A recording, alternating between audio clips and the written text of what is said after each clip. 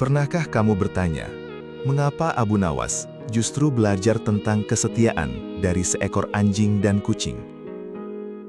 Kisah ini bukan sekedar cerita biasa, tapi sindiran tajam yang bisa membuat kita merenung dalam. Seekor anjing tetap setia kepada tuannya, bahkan saat lapar dan disakiti. Sementara kucing datang hanya saat diberi kenyamanan. Lalu bagaimana dengan kita? Apakah kita tetap setia kepada Allah dalam keadaan sulit? Atau hanya mendekat saat butuh saja? Dalam video ini, kita akan membongkar makna tersembunyi dari kisah Abu Nawas yang penuh hikmah dan pelajaran spiritual. Tonton sampai habis, karena mungkin kamu akan menemukan jawaban tentang dirimu sendiri. Assalamualaikum warahmatullahi wabarakatuh. Selamat datang di channel ini, tempat kita mengupas kisah nyata, isu terkini, dan cerita di balik layar yang jarang dibahas secara mendalam. Sebelum kita mulai, dukung channel ini dengan cara klik like, subscribe, dan share ke teman-teman kamu, agar semakin banyak yang mendapatkan wawasan penting seperti ini. Dalam tradisi Islam dan kearifan masa lalu, hewan seringkali tidak hanya dilihat sebagai makhluk pelengkap alam semesta, melainkan sebagai ayat-ayat hidup yang membawa pelajaran bagi mereka yang mau berpikir. Abu Nawas, sang pujangga dan pemikir ulung, menyadari betul hal ini. Ketika ia berjalan menelusuri lorong-lorong pasar Baghdad yang sibuk, matanya yang tajam menangkap fenomena sederhana yang terjadi setiap hari, namun jarang direnungkan maknanya. Ia melihat bagaimana dua hewan yang sangat dekat dengan manusia, yaitu anjing dan kucing, menampilkan dua sifat yang saling bertolak belakang. Pemikiran mendalam mulai merasuki benak sang pujangga. Ia melihat bahwa fenomena kesetiaan hewan-hewan tersebut adalah representasi sempurna dari fitrah atau sifat dasar manusia. Sebuah gagasan brilian pun muncul di kepalanya. Ia ingin membawa penemuan filosofis ini ke istana, bukan untuk mencari sensasi, melainkan untuk memberikan peringatan halus namun tajam kepada para petinggi dan masyarakat luas. Ia menyadari bahwa manusia seringkali terjebak dalam ilusi kesalehan, merasa telah sepenuhnya setia kepada Tuhan, padahal motif sejati di balik ibadah mereka mungkin sangat jauh dari ketulusan yang murni. Pada masa itu, Kekhalifahan Abbasiyah yang dipimpin oleh Khalifah Harun al-Rashid sedang berada di puncak kejayaan. Istana dipenuhi dengan gemerlap kemewahan, kekayaan yang melimpah ruah, dan kekuasaan yang tak tertandingi membentang dari timur hingga barat. Dalam kondisi kemakmuran seperti ini, manusia sangat mudah terbuai oleh dunia. Sang khalifah seringkali mengumpulkan para cendekiawan dan penasehat untuk membahas berbagai persoalan negara maupun teologi. Namun, di balik segala diskusi tinggi tersebut, Abu Nawas merasakan adanya kekosongan spiritual, di mana kesetiaan kepada penguasa dan Tuhan kadang lebih didasari oleh keuntungan duniawi daripada ketulusan hati. Suatu hari, di tengah majelis istana yang megah, sang khalifah mengemukakan sebuah pemikiran tentang kesetiaan absolut. Sang penguasa merasa bangga dengan banyaknya menteri, rakyat, dan pasukan yang tunduk taat kepadanya. Ia beranggapan bahwa kesetiaan tersebut adalah tanda keagungan murni pemerintahannya. Para penjilat di istana pun berlomba-lomba membenarkan pendapat sang khalifah, menyuarakan puji-pujian kosong yang semakin melambungkan kebanggaan sang penguasa. Mereka semua mengklaim bahwa kesetiaan manusia kepada pemimpinnya dan kepada Tuhannya adalah sesuatu yang mutlak dan tak tergoyahkan, seolah-olah hati mereka sudah sepenuhnya suci tanpa pamrih. Mendengar segala pujian dan klaim sepihak tersebut, sang pujangga jenaka tidak bisa tinggal diam. Ia melangkah maju ke tengah majelis, menembus barisan para menteri yang mengenakan pakaian sutra mewah. Dengan pakaian usangnya yang sangat kontras dengan kemegahan istana, kehadirannya selalu berhasil menarik perhatian. Sang khalifah yang sudah sangat mengenal kebiasaan pujangganya ini segera mempersilahkan ia untuk berbicara. Alih-alih memberikan pujian balasan atau bantahan teoretis yang rumit, sang pujangga justru mengajukan sebuah permohonan aneh untuk membawa 2 jenis hewan peliharaan ke hadapan sang penguasa keesokan harinya. Permohonan tersebut tentu saja mengundang tawa dan cemoohan dari para penasihat istana yang menganggapnya sebagai lelucon murahan semata. Namun, sang khalifah yang penasaran akhirnya mengabulkan permintaan tersebut. Keesokan paginya, sang pujangga mulai mempersiapkan 2 aktor utamanya. Ia mencari seekor anjing penjaga dari pinggiran kota. Seekor anjing yang terbiasa hidup keras di alam gurun, bertubuh kurus namun memiliki sorot mata yang tajam dan mental yang tangguh. Di sisi lain, ia juga meminjam seekor kucing ras berbulu lebat yang sangat terawat. Terbiasa hidup nyaman di dalam rumah orang kaya yang penuh dengan kemewahan. Sang pujangga menghabiskan waktu sejenak bersama kedua hewan tersebut, mengamati perilaku dasar mereka sebelum membawanya masuk ke istana. Ia memperhatikan bagaimana sang anjing, meskipun baru saja dikenalnya dan hanya diberi sedikit sisa roti kering sebagai perkenalan, langsung menunjukkan ketaatan yang luar biasa. Anjing itu menatapnya dengan penuh rasa hormat, mengibaskan ekornya pelan, dan bersiap mengikuti setiap langkah sang majikan baru tanpa ragu sedikit pun. Meskipun hidup dalam kekurangan dan jauh dari kata nyaman, ada sebuah ikatan ketulusan murni yang terbentuk seketika dalam jiwa hewan penjaga ini. Berbeda halnya dengan sang kucing yang berbulu indah dan bersih tersebut.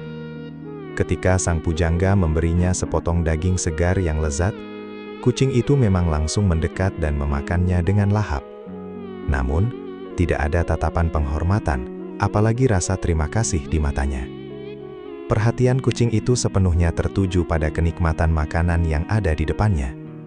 Setelah dagingnya habis, ia pun menjauh dan sibuk membersihkan dirinya sendiri, sama sekali mengabaikan keberadaan pria yang baru saja memberinya makan. Fenomena kecil ini semakin meyakinkan sang pujangga bahwa metafora yang akan ia bawakan nanti akan sangat akurat. Waktu yang dinantikan pun tiba. Pintu gerbang utama istana yang terbuat dari kayu jati berukir tebal terbuka lebar, menyambut kedatangan sang pujangga beserta 2 hewan peliharaannya.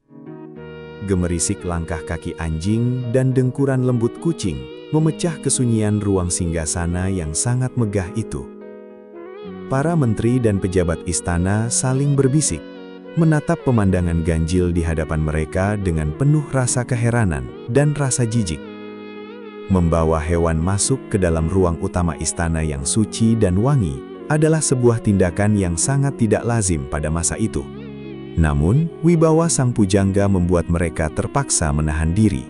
Sang penguasa agung yang duduk gagah di atas singgasana emasnya, mencondongkan tubuhnya ke depan. Rasa penasarannya tidak dapat disembunyikan lagi di balik wajahnya yang berwibawa. Ia menatap lekat-lekat pada sosok pujangga kepercayaannya itu, menantikan penjelasan apa yang akan mengiringi kehadiran 2 hewan tidak biasa tersebut. Ia tahu betul bahwa di balik setiap tindakan aneh sang pujangga, selalu tersimpan teka-teki logika atau pesan moral teologis yang sangat mendalam. Sang penguasa kemudian memberikan isyarat dengan tangannya yang dihiasi cincin permata, memerintahkan seluruh majelis untuk diam dan membiarkan pertunjukan filsafat itu dimulai. Dengan ketenangan yang luar biasa, sang pujangga memulai pembuktiannya di depan majelis. Pertama-tama, ia melepaskan kucing berbulu putih indah itu ke tengah ruangan singgasana. Ia kemudian meminta para pelayan istana untuk meletakkan beberapa lapis bantal sutra berlapis emas yang sangat empuk, serta semangkuk susu segar yang paling lezat. Sang kucing, yang memang terprogram menyukai kenyamanan, tanpa ragu sedikit pun langsung menghampiri fasilitas super mewah tersebut. Ia meminum susu dengan tenang, lalu meringkuk tidur terlelap di atas tumpukan bantal sutra yang mahal, menikmati fasilitas istana bak seorang raja kecil. Majelis istana terdiam melihat pemandangan damai itu. menduga bahwa hewan itu tahu cara berterima kasih. Namun, pertunjukan sesungguhnya belum selesai. Sang pujangga kemudian melangkah maju dan mencoba mengganggu sedikit kenyamanan sang kucing dengan mengelus punggungnya saat ia sedang terlelap manis. Reaksi mengejutkan pun terjadi di luar dugaan para menteri.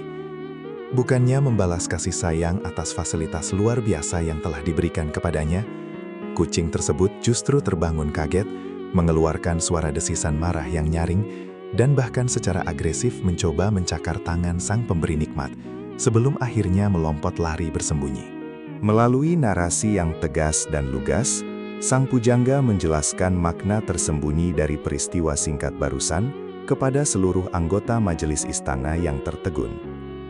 Ia menjabarkan bahwa kucing adalah simbol sempurna dari makhluk yang setia semata-mata kepada kenyamanan, bukan kepada majikannya. Selama ada makanan yang berlimpah, susu yang lezat, dan tempat tidur yang empuk, ia akan menetap dan tampak penurut. Namun, ketika kenyamanannya sedikit saja terusik, atau ketika sumber kenikmatannya habis, ia tidak segan-segan untuk berbalik menjadi ganas, melupakan semua kebaikan yang pernah ia terima, dan pergi meninggalkan sang pemberi nikmat. Penjelasan filosofis ini seketika mengubah udara di ruang singgasana menjadi berat. Sang pujangga menarik garis merah yang sangat berani, mengaitkan sifat dasar sang kucing dengan sifat mayoritas manusia dalam berhubungan dengan Tuhan mereka. Manusia seringkali rajin beribadah dan menunjukkan kesalehan yang luar biasa di depan umum ketika hidupnya dipenuhi dengan kelimpahan rezeki, kesehatan fisik, dan ketenangan keluarga. Mereka terus bersyukur saat doa-doanya terkabul dengan cepat. Namun, bagaikan sang kucing yang egois, ketika ujian hidup datang menyapa, banyak manusia yang seketika menanggalkan jubah kesalehannya. Fenomena ini adalah sebuah kritik sosial dan teologis yang sangat tajam, menyayat hati. Sang pujangga menyadarkan para pendengarnya bahwa kesetiaan yang bersyarat sesungguhnya bukanlah sebuah kesetiaan sejati, melainkan sebuah transaksi bisnis. Beribadah hanya karena mengharapkan imbalan surga semata atau sekadar menghindari siksa neraka adalah tingkatan iman yang masih sangat dangkal dan rentan goyah. Jika seseorang taat dan menyebut nama Tuhan hanya karena perutnya kenyang dan kehidupannya serba aman, lalu apa bedanya manusia berakal tersebut dengan makhluk tak berakal yang hanya mengejar kenyamanan duniawi dan membuang muka saat kesusahan menimpa? Sang Khalifah Agung, yang dikenal memiliki kecerdasan tajam dan pemahaman agama yang sangat baik, seketika terdiam 1000 bahasa. Wajahnya yang semula memancarkan keingintahuan yang santai, kini berubah menjadi sangat serius dan penuh dengan perenungan penyesalan. Ia mengelus jenggotnya perlahan, menyadari betapa dalam dan menohoknya kebenaran mutlak dari perumpamaan tersebut. Para menteri dan pejabat istana yang tadinya suka mencari muka dan melontarkan puji-pujian palsu, juga tertegun pucat pasi. Mereka mulai menyadari bahwa sindiran pedas tersebut menyasar tepat ke ulu hati mereka yang dipenuhi pamrih duniawi. Setelah memberikan jeda keheningan sejenak untuk membiarkan pesan pertamanya meresap ke dalam hati para pembesar istana, sang pujangga yang bijaksana tersebut beralih ke tahap pembuktian kedua. Ia berjalan pelan mendekati sang anjing gurun yang kurus kering, yang sejak tadi hanya duduk terdiam patuh di atas lantai marmer istana yang keras dan sangat dingin. Anjing tersebut tidak diberikan satupun fasilitas mewah, tidak ada bantal sutra yang empuk menantinya, tidak pula semangkuk susu segar yang manis. Ia hanya dibiarkan berada dalam kondisi kelaparan dan kelelahan. Dengan gerakan kilat yang mengejutkan seluruh isi ruangan, sang pujangga tiba-tiba mengangkat sepotong ranting kayu kecil dan mulai membentak anjing malang tersebut dengan suara yang sangat keras dan mengancam. Ia seolah-olah sedang memarahi dengan kejam dan berniat mengusir hewan kotor itu dari sisinya. Namun, Reaksi heroik yang ditunjukkan oleh sang anjing sungguh di luar batasan akal sehat manusia kikir pada umumnya. Menghadapi ancaman kekerasan dan caci maki sang majikan, hewan penjaga yang lapar ini sama sekali tidak membalas dengan kebencian. Ia merendahkan tubuhnya ke lantai dengan penuh pasrah. Tidak cukup sampai di situ saja. Sebuah pemandangan yang mengiris hati dan menerbitkan keharuan terjadi seketika. Ketika sang pujangga menurunkan nada suaranya dan membuang ranting kayu penanda amarah tersebut, ia berjongkok merendahkan diri dan mengulurkan tangannya yang kosong. Anjing kurus yang baru saja dihardik habis-habisan itu, tanpa sedikit pun menyimpan sisa dendam di hatinya, perlahan merangkak mendekati sang majikan. Ia kemudian dengan lembut menjilati tangan sang pujangga dengan penuh kasih sayang sambil menghibaskan ekornya. Ia membalas rasa sakit dengan pengabdian cinta yang utuh. Berdiri kembali dengan tegap bak seorang panglima perang spiritual. Sang pujangga memecah keheningan total ruang singgasana. Ia menyampaikan klimaks penjelasannya dengan suara yang bergetar penuh wibawa, menggetarkan jiwa. Inilah fitrah sejati dari seekor anjing, ungkapnya lantang. Hewan ini tidak pernah bersumpah setia pada kenyamanan sesaat, melainkan ia menyerahkan nyawanya secara mutlak kepada majikannya. Mau diberi jamuan daging segar setiap hari, ataupun hanya dilempari batu cacian. Diizinkan tidur nyaman di dalam kehangatan rumah, atau dibiarkan menggigil kedinginan di luar saat badai pasir menerjang. Kesetiaannya tak pernah luntur sedetik pun. Pemandangan dan penjelasan epik tersebut bagaikan petir menyambar di siang bolong yang menghancurkan leburkan pilar-pilar kesombongan spiritual para hadirin. Sang Khalifah Agung yang biasanya pantang menunjukkan sisi kelemahan di hadapan para rakyatnya, tanpa sadar menitikkan air mata penyesalan yang hangat.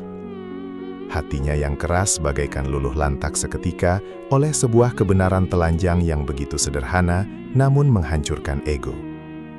Perbandingan metaforis ini menjadi tamparan keras yang menyadarkan mereka betapa hina jiwa manusia yang masih saja gemar menawar kadar ketaatan kepada Sang Maha Pencipta saat tertimpa ujian penderitaan. Pesan suci dari sang pujangga bergema melampaui batas-batas kemegahan ruang istana. Ia pada hakikatnya sedang mendeskripsikan kualitas iman tingkat tertinggi bagi seorang hamba, yaitu cinta tanpa syarat kepada Allah. Seorang hamba yang sejati tidak akan pernah berani mempertanyakan keadilan atau keputusan Tuhannya. Ketika Allah memberinya kelimpahan rizki, ia bersujud syukur tanpa diiringi sifat angkuh.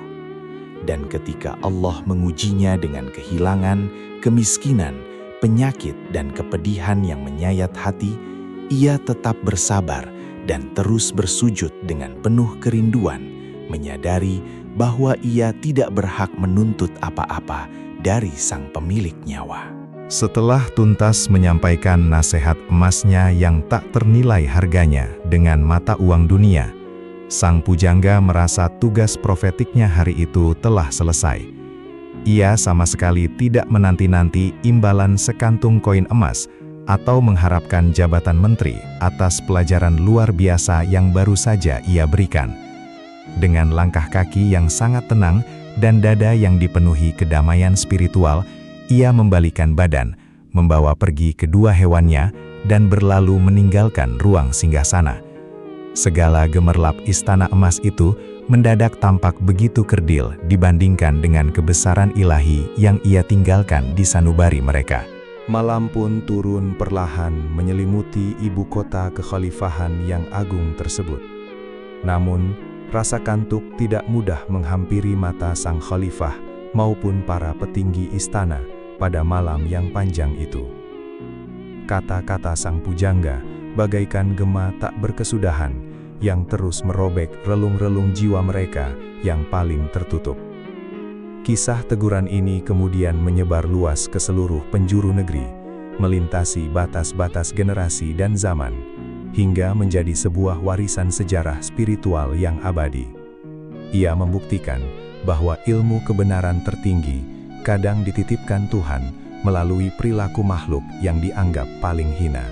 Dalam literatur sufisme dan sejarah panjang pemikiran Islam, alegori dan perumpamaan semacam ini memang sangat sering diandalkan untuk membongkar tuntas akar kemunafikan di dalam diri manusia. Para tokoh bijak menyadari bahwa rintangan terbesar manusia menuju pintu keriduan Tuhan bukanlah tipu daya setan semata, melainkan ego dan cinta buta pada kenyamanan duniawi. Kita secara tidak sadar seringkali berusaha mendikte kehendak Tuhan dalam setiap doa yang kita panjatkan, menuntut hak-hak kenyamanan hidup, seolah-olah ibadah cacat yang kita lakukan adalah sebuah transaksi bisnis mahal yang harus dibayar lunas seketika. Mari kita tundukkan kepala dan tanyakan kembali dengan jujur pada cermin sanubari kita masing-masing hari ini. Ketika badai musibah tiba-tiba datang merenggut nyawa orang yang paling kita cintai. Ketika krisis dahsyat menghancurkan usaha yang kita rintis bertahun-tahun. Atau ketika penyakit parah menggerogoti sisa tubuh fisik kita. Masihkah tersisa kepingan rasa cinta yang tulus kepada Tuhan di dalam dada ini? Ataukah kita akan langsung mendesis marah, berteriak menyalahkan takdir ilahi, dan memalingkan punggung dari hamparan sajadah, bagaikan sang kucing egois yang marah saat kehilangan bantal empuknya? Mengambil saripati pelajaran dari seekor hewan penjaga yang tidak pernah memikirkan pengkhianatan, meski perutnya melilit menahan lapar, seharusnya menjadi tamparan terkeras bagi nalar budi kita. Hewan yang tidak dibekali akal pikiran logis sekalipun, mampu mendemonstrasikan pengorbanan dan ketaatan tanpa batas keluhan. Mengapa kita manusia yang telah dikaruniai nikmat akal sempurna, hati nurani, dan tuntunan kitab suci dari langit, justru seringkali tersesat dalam hitung-hitungan untung rugi saat berhadapan dengan perintah Tuhan? Sudah waktunya kita membersihkan karat-karat pamrih dalam setiap niat sujud kita. Kisah legendaris tentang kecerdikan sang pujangga Abu Nawas, ketangguhan mental seekor anjing gurun, dan keegoisan seekor kucing berbulu indah ini bukanlah sebuah lelucon kosong penghibur waktu senggang. Ini adalah sebuah panggilan darurat untuk memaksa kita bangun dari tidur panjang kelalaian. Ini adalah ajakan suci untuk berani berevolusi secara spiritual, mengubah mentalitas kerdil kita dari seorang pemburu kenyamanan fana menjadi seorang pejuang ketaatan abadi. Biarlah segala rasa pahit di dunia ini menjadi cambuk pengingat yang semakin mendekatkan jarak jiwa kita kepada Sang Pemilik semesta. Pada titik akhirnya, ketika napas kehidupan telah terputus di tenggorokan, dan kita harus mempertanggungjawabkan segalanya kepada Sang Pencipta, bukan tumpukan emas atau jabatan duniawi yang akan datang memberikan pertolongan. Hanya ketulusan cinta sejati di dalam dada yang tak pernah luntur oleh empasan badai zamanlah yang akan dihitung nilainya. Semoga kisah syarat hikmah dari lembaran emas sejarah Islam ini senantiasa mampu melembutkan kerasnya hati kita semua, menginspirasi perbaikan niat, dan mengajarkan rahasia ketaatan terdalam. Teruslah berjalan mencari hikmah kehidupan, dan sampai jumpa kembali. Terima kasih sudah menonton sampai akhir. Semoga video ini membuka wawasan dan memberikan perspektif baru untuk kita semua. Wassalamualaikum warahmatullahi wabarakatuh. Sampai jumpa di video berikutnya.